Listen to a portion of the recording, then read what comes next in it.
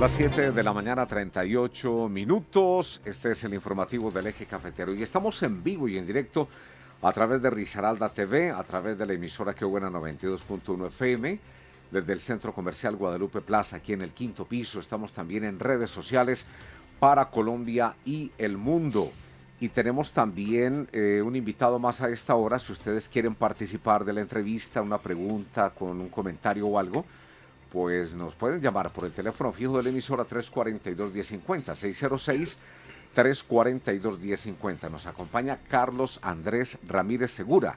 Él es administrador público, es profesional de seguimiento a políticas públicas de la Secretaría de Planeación del municipio de Dos Quebradas. Carlos Andrés, bienvenido, buenos días.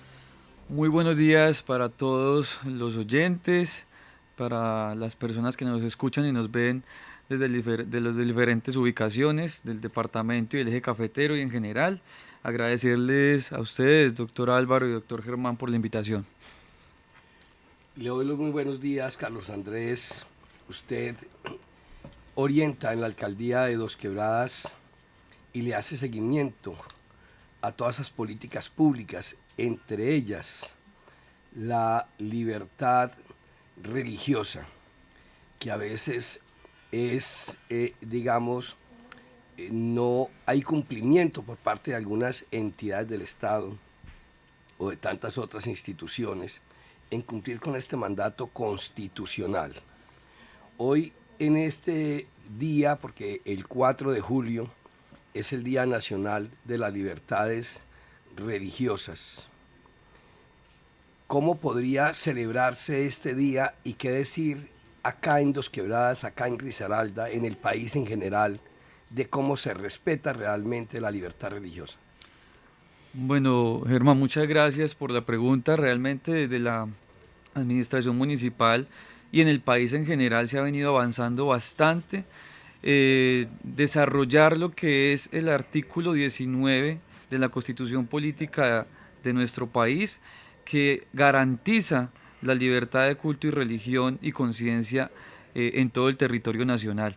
A través de este artículo, de una constitución que reconoce precisamente este tipo de libertades y que se enfoca en los derechos humanos, pues se ha venido generando un compendio normativo a nivel nacional, departamental y municipal. En los territorios hemos venido adoptando la normatividad que corresponde precisamente al respeto, al reconocimiento de la libertad de culto en el país, teniendo en cuenta que nosotros contamos en el país con más de 5.000 entidades religiosas o organizaciones basadas en la fe que ejecutan diariamente una labor no solamente desde lo espiritual, desde el credo o desde la labor que se profesa directamente en las iglesias, sino que también desarrolla una labor social que ha reconocido el país entero en la presidencia anterior a través de un informe final de caracterización y territorialización y aceleración de los ODS basados en la fe, organizaciones basadas en la fe.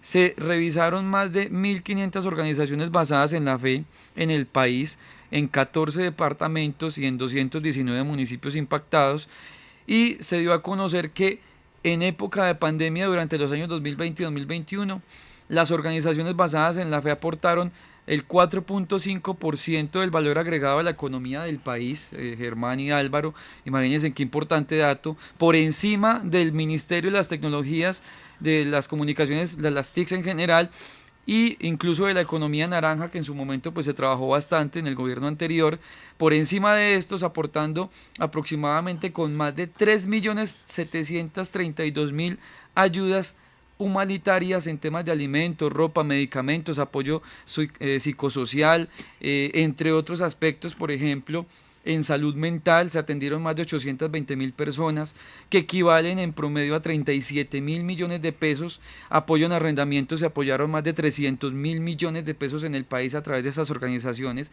Y estamos hablando de que solamente se encuestaron a 14 departamentos del país. Entonces, el aporte que ha brindado las organizaciones basadas en la fe da para que, a través de la normatividad, como lo decía, con el decreto 1079 del 2016, se cree en el país o se declare el día 4 de julio como el Día Nacional de la Libertad Religiosa. Y el municipio de Dos Quebradas no es ajeno a este sentir, a partir de lo que se crea con la política pública de libertad religiosa que se crea en el municipio a través del acuerdo número 013, el acuerdo número 31 del 24 de noviembre del 2022, y posteriormente, cumpliendo una meta precisamente de esa política pública, que es institucionalizar el Día de Libertad Religiosa en el municipio de Dos Quebradas, se crea el acuerdo número 007 de abril 29 de este año precisamente, para que se conmemore en el municipio a través de actividades que promuevan el reconocimiento y el respeto del derecho a la libertad de culto y religión en el municipio.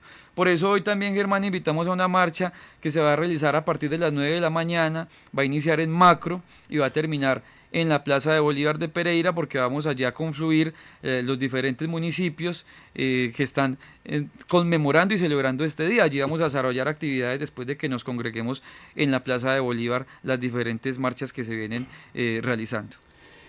Dentro de esos 14 departamentos está el departamento de Risaralda.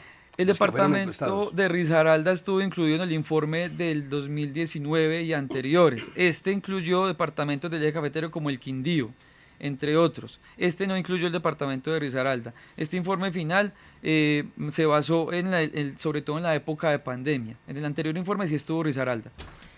Perdón, le pregunto, ¿de a qué hora es la marcha hoy? A las 9 de la mañana empieza desde Macro y vamos a llegar hasta la Plaza de Bolívar. O sea que la vía va a estar cerrada por este lado también mientras van marchando. Exactamente, pues vamos solamente a ocupar un carril, obviamente, para que no congestionemos completamente la ciudad. Se va a ubicar solamente por un carril y esperamos pues llegar rápidamente hasta la plazoleta, hasta la Plaza de Bolívar, para que podamos ya continuar con las actividades. ¿Esa marcha es de celebración o de protesta?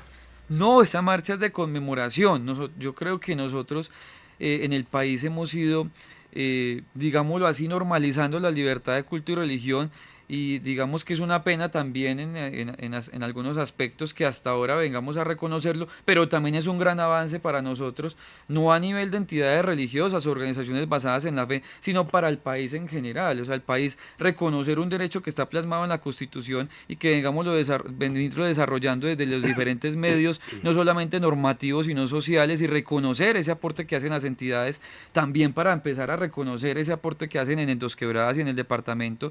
Es muy importante que este tipo de actividades eleven ese reconocimiento, para que las personas también entiendan que el sector religioso no es solamente religioso desde el punto de vista de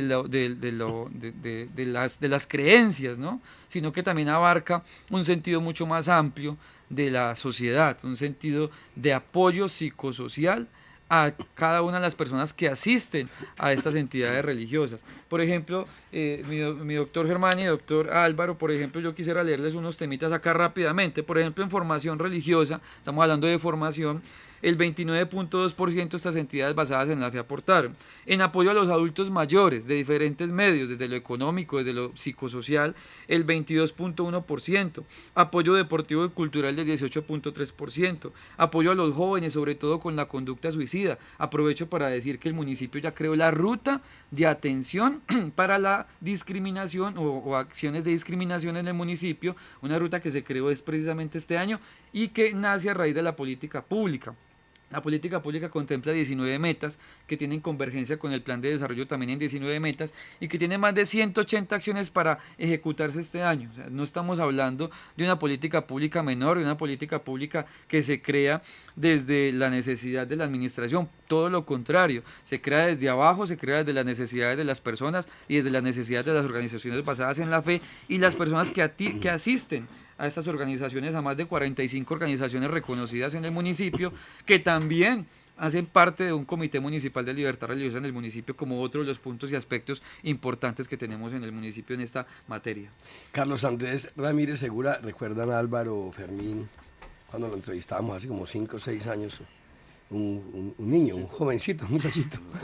Todavía sigue estando muy joven todavía, es un hombre muy joven todavía. Muchas gracias. Usted ha pertenecido al partido Mira, aspiró a la Cámara de Representantes.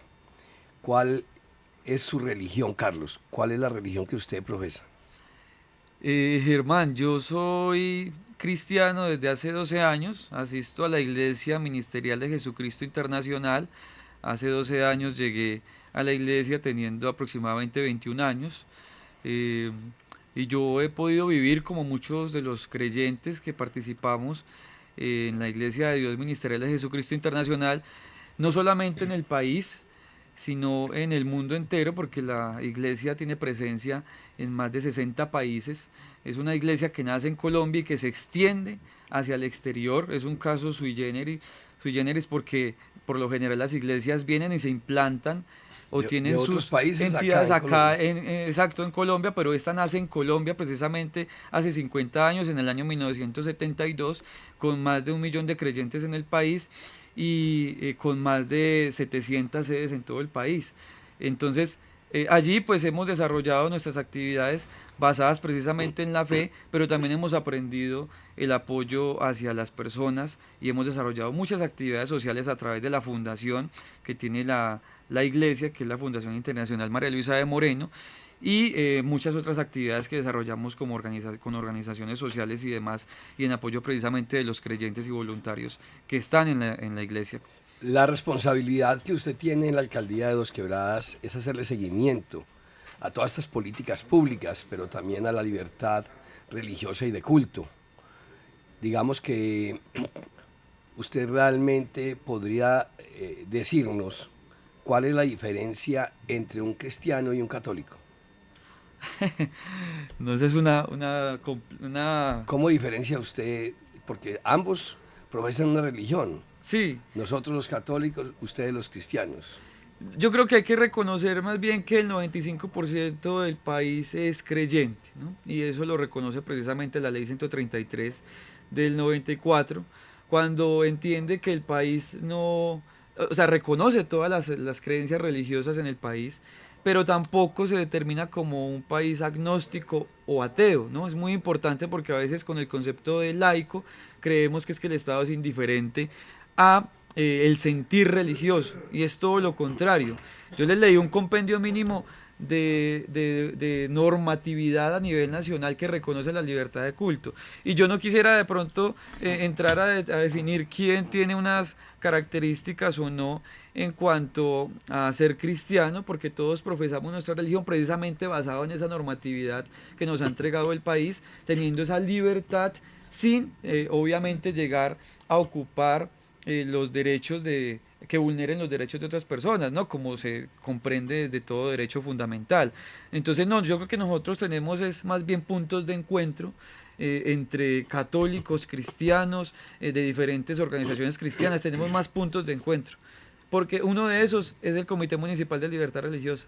Uno de esos es el Comité Departamental y el Comité Nacional. Allí hemos encontrado más puntos de encuentro, no solamente desde el punto de vista de la fe, sino precisamente de todo eso que les he estado comentando hoy, de esas organizaciones basadas en la fe que apoyan el valor agregado de la economía del país y el Producto Interno Bruto. Siempre, eso me parece más importante. Siempre pues, nos ha llamado la atención desde que se inició este tema de políticas públicas, libertad de cultos, defender la libertad de cultos y la libertad de cultos, cuando primero que todo eso está contemplado en la Constitución Nacional y segundo, libertad tienen o tenemos todos los colombianos para profesar cualquier culto, cualquier religión, cualquier credo, ¿cierto?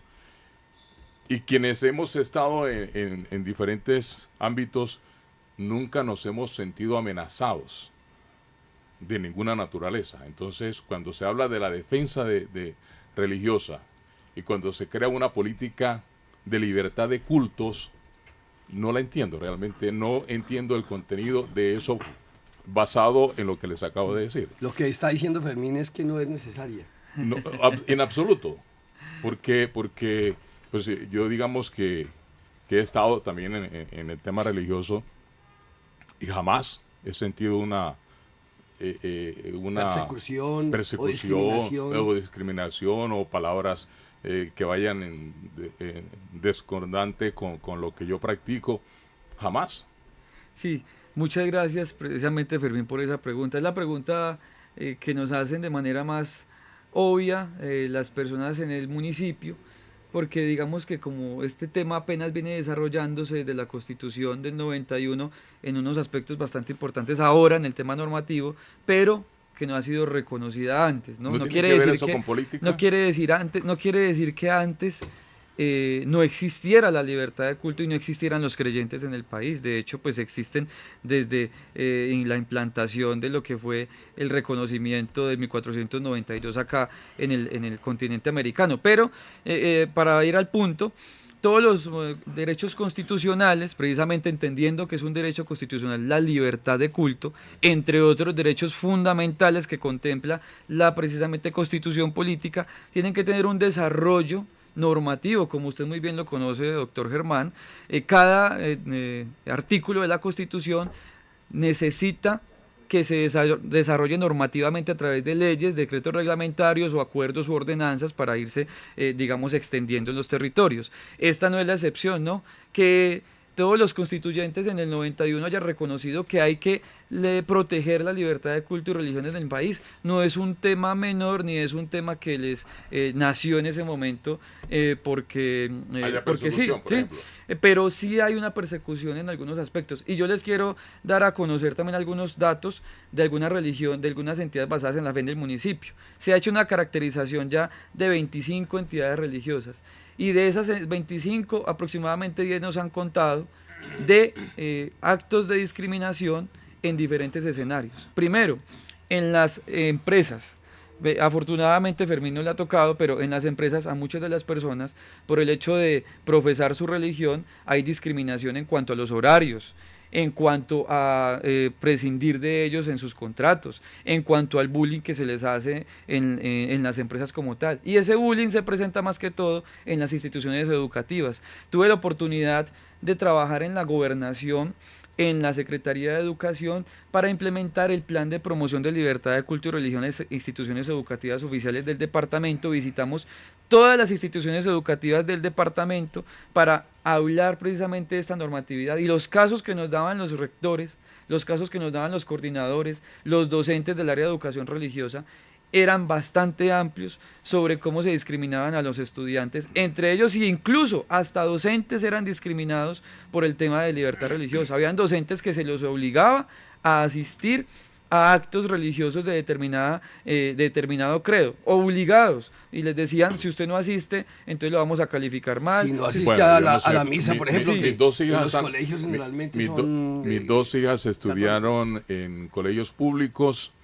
La pequeñita está estudiando en colegio público y nunca, nosotros no somos católicos, nunca hemos sentido la discriminación, solamente le decimos, mi niña no asiste a estos actos porque mi niña no profesa la religión católica, sino otra religión o otros credos, y nunca ha habido problemas. Precisamente, Fermín, ese es el resultado que tenemos prácticamente de todo este trabajo que hemos realizado, porque nosotros hemos asistido precisamente a instituciones educativas a realizar este trabajo. Entonces, afortunadamente eso no ha pasado, y esa es el sentido que tiene toda esta normatividad y la política pública, no solo en el municipio, sino en el departamento, porque también existe política pública en el departamento, y existe política pública integral de libertad de culto y religión a través del decreto 1415 del 2018 en el país. Entonces, este no es un tema menor, este no es un tema coyuntural, este no es un tema político electoral, porque todas las decisiones... Ni de beneficios del Estado. Es que me parece que eso, como buscando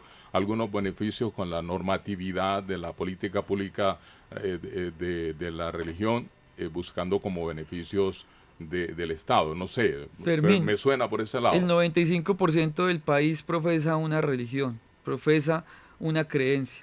Yo creo que el otro 5%, el otro 5% se declaran agnósticos o ateos, o no declaran ninguna posición. Entonces yo creo que el 95% de la población que tiene una creencia o está basada en la fe tiene el derecho a que a través de la Constitución, que ya está reconocido, y de más normatividad y de más actos de las personas en general, tengan el reconocimiento, la protección especial del país, del Estado en general, a través de la normatividad que se está desarrollando. Lo hemos venido entendiendo de una forma amplia en todos los territorios, ¿no? Y por eso se ha desarrollado hasta este tipo de acuerdos, decretos, políticas adicionales. Y yo les comentaba ahora, esta cartilla nos muestra el 4.5% de apoyo al crecimiento de la economía del país. ¿Será que este es un tema menor?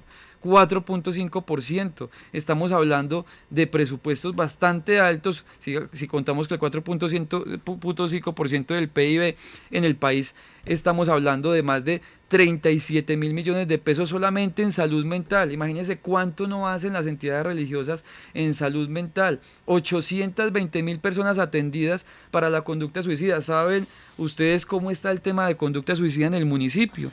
En el municipio las comunas 8, las comunas 1 y 2 tienen bastantes casos de conducta suicida, y a través del programa de libertad religiosa que está en la Secretaría de Desarrollo Social y Político con sus profesionales, se ha ido atendiendo en las instituciones educativas a estas personas, tanto a padres como a los niños, para que la conducta suicida sea alejada de ellos y puedan empezar a pensar en otro tipo de cosas que los lleven precisamente a desarrollar su proyecto de vida. Entonces, este tema me parece súper importante, y si no tuviéramos política pública, sería un tema que quedaría en un programa, que quedaría en una acción que precisamente podría verse limitada a nivel de ejecución en los municipios. Y el municipio de Dos Quebradas, yo quiero resaltar que precisamente ha ido avanzando bastante en todos estos aspectos, y política pública en el municipio es uno de los elementos que tenemos como base para empezar a ejecutar estas 19 metas de la política y esas más de 182 acciones que hay